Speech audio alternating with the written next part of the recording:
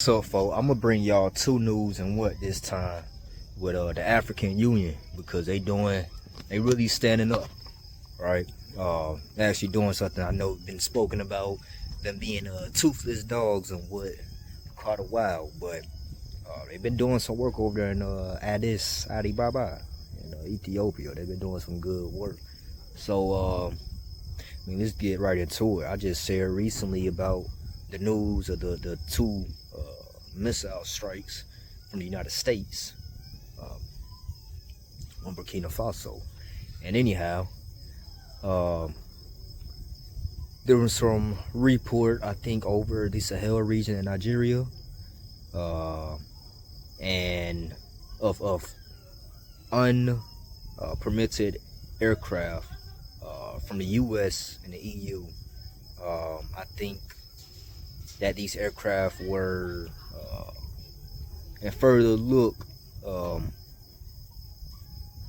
they are guessed or estimated to have been coming from the States, from the U.S. But anyhow, they were spotting without permission by the control centers of ATC around the Sahel and Nigerian basin, right? And then there were some more pickup going off into the Middle East, crossing over the Red Sea, and then they lost contact today. Now I want to say I've been in Africa a little bit now, and I see their checks and securities are definitely getting better. Like I said, sophistication is there, it's picking up, and it's not that it's ever lacked. It's just organization is a big thing, right? And we're coming into it, and we need other scholars and greats and good people, to further this progression, as it's going so quickly already.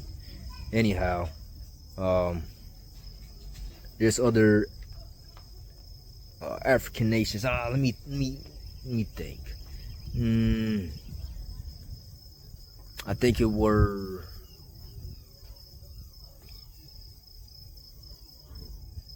I don't want to put a country name on it. So basically, there's a bunch of mercenaries here and those things, and for diplomatic reasons, there's sort of like passes to certain authorities and ranks and blah blah blah. Anyhow, some African nations are finding through their own checks, but keeping it silent and taking note and sending it to the African Union. So like I said, the African Union is actually gaining power. There's some good sophistication going on where these African countries are noticing wrong done by the West, by the United States, and they're not even calling them out for it. They're taking note. So for example, there's farming material which were found by cargo to actually be housing weapons and those things. And again, I think this might have been Nigeria.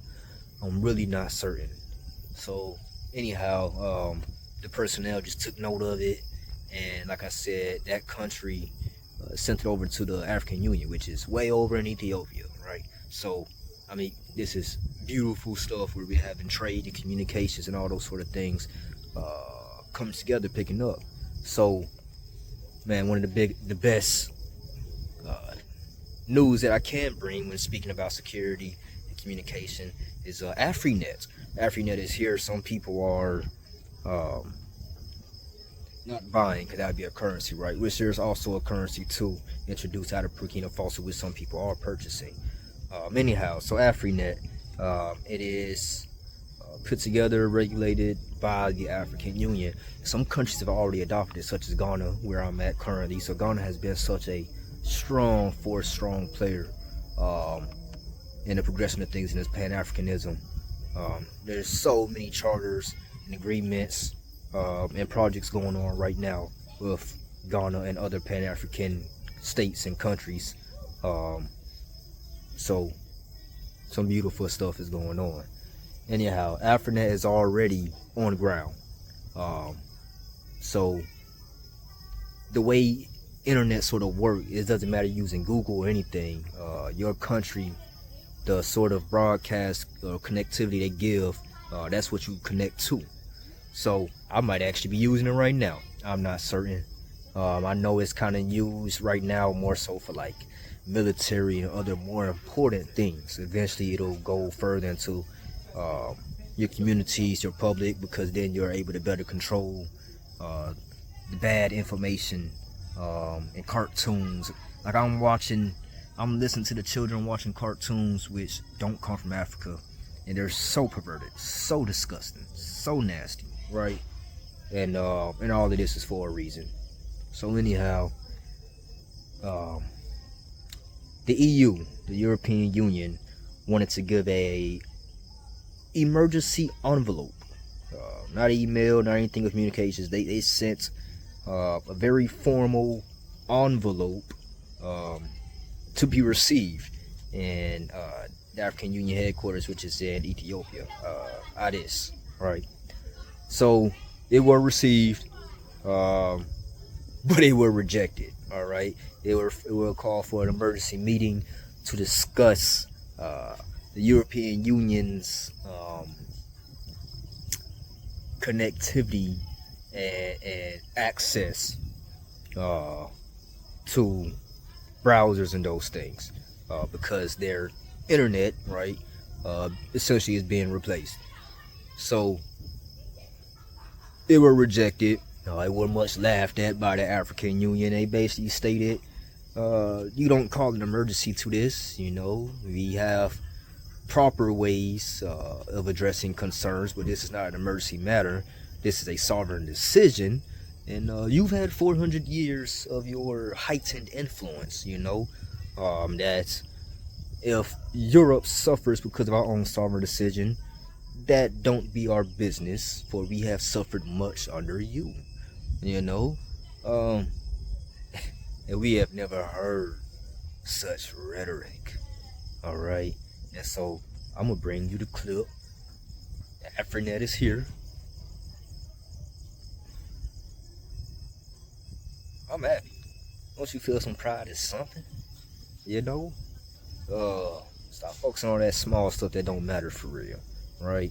Right now with some things really going on, some changes really coming, and we have responsibility, men, women, to our families and uh, anyhow, peace out. European Union demands meeting with AU over internet ban.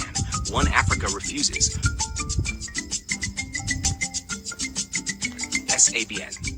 Tisu Vanhu Vacho. The digital war for Africa has just begun. Part 1.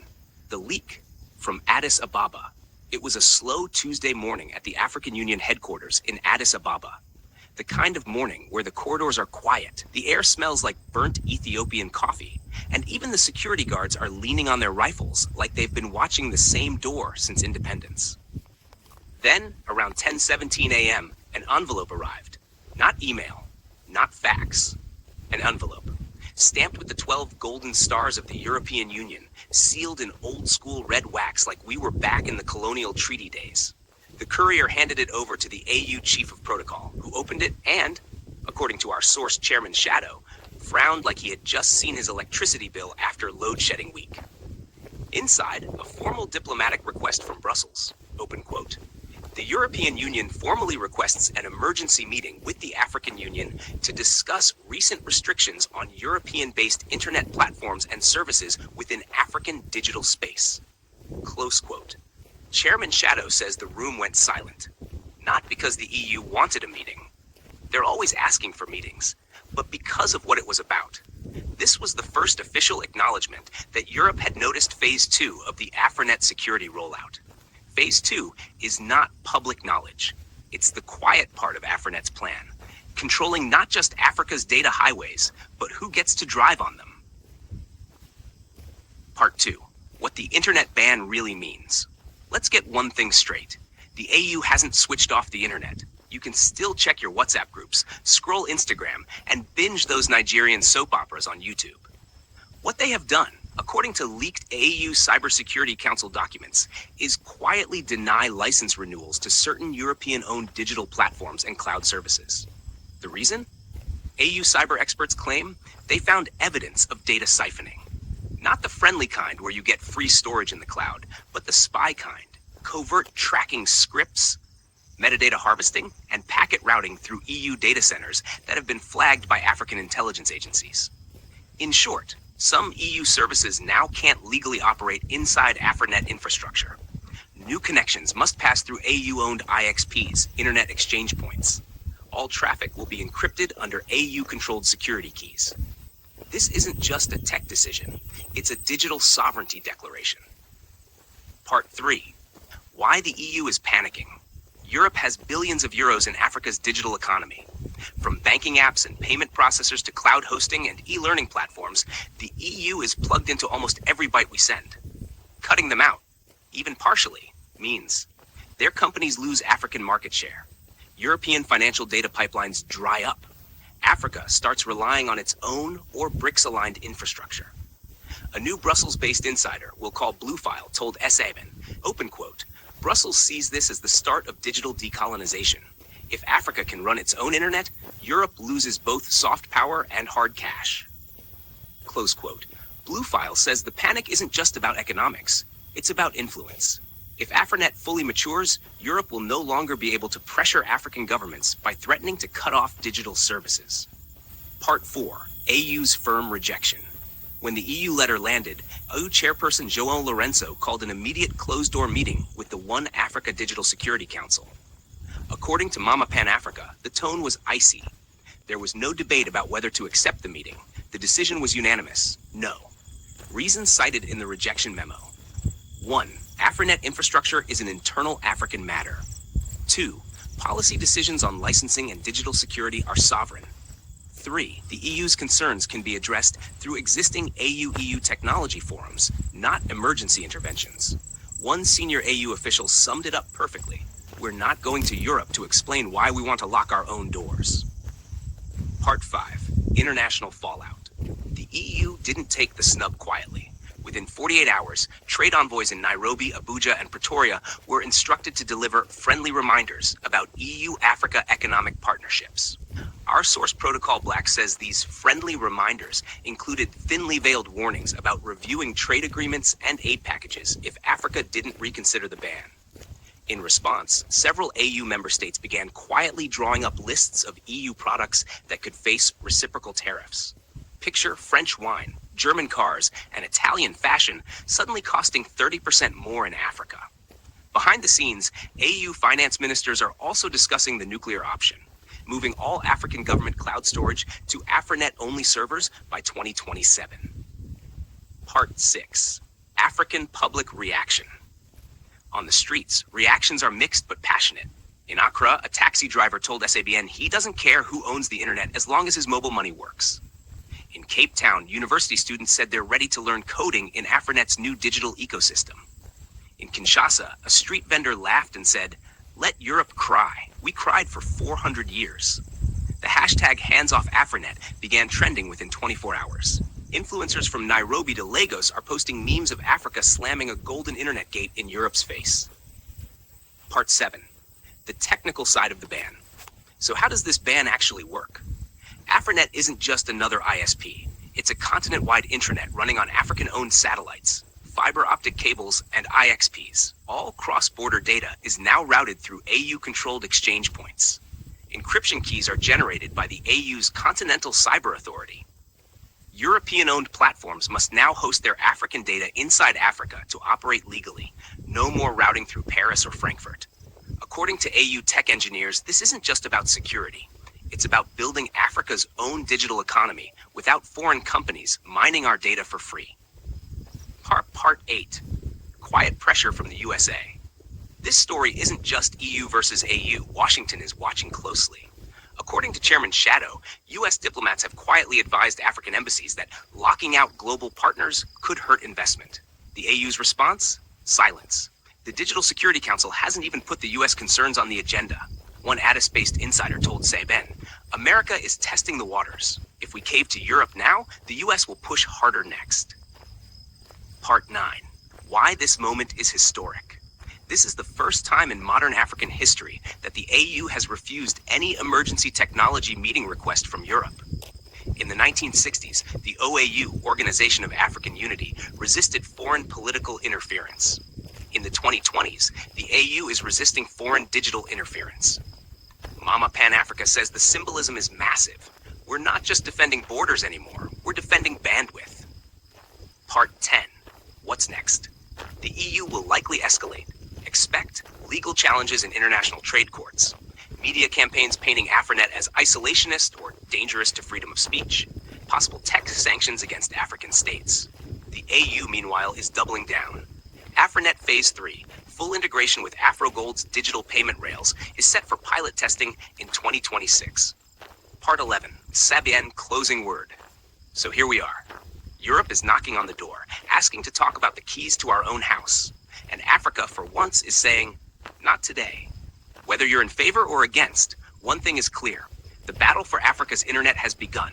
And it's not going to be fought with guns or tanks, but with cables, codes, and firewalls. This is Takunda Mabika for Sabien, keeping your connection strong and your sovereignty stronger. Tisu Vanhu Vacho. If we don't guard Africa's data, who will?